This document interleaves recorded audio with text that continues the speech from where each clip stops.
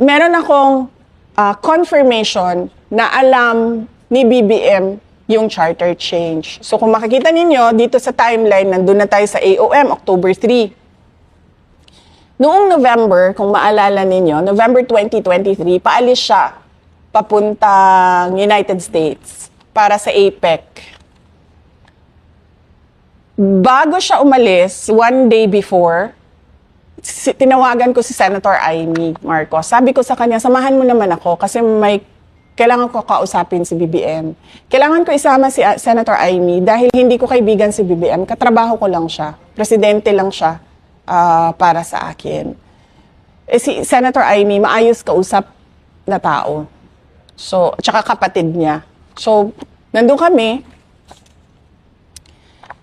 Kinonfront ako diretso si BBM. Sabi ko sa kanya, bakit merong pagpaplano ng impeachment sa House of Representatives sa akin? Oh, tapos sabi niya, alam niyo si BBM, nag-English yan eh. Tapos sabi niya, oh, that's not true. Ganyan. That's not true. There's nothing like that. Ganyan siya.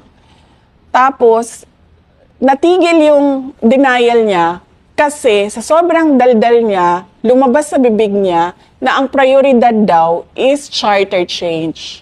So, nung narinig ni Senator Amy yung charter change, nag-react siya.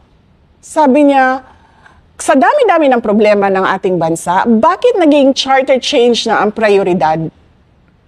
Tapos sabi niya, no, this will be for the country because it's all about the economic provisions, ganyan.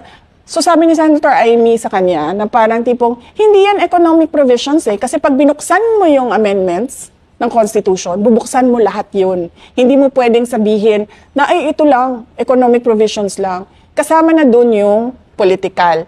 Doon kasi unang diniscuss na tatanggalin ang opisina ng Vice President at papahabain yung terms ng members of the House of Representatives.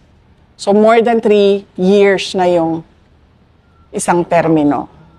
So doon yun, na-confirm ko na alam ni BBM yung ginagawa, bilihan ng signature sa People's Initiative. Doon sa discussion namin kasama si Senator Amy Marcos. November of 2023 yun.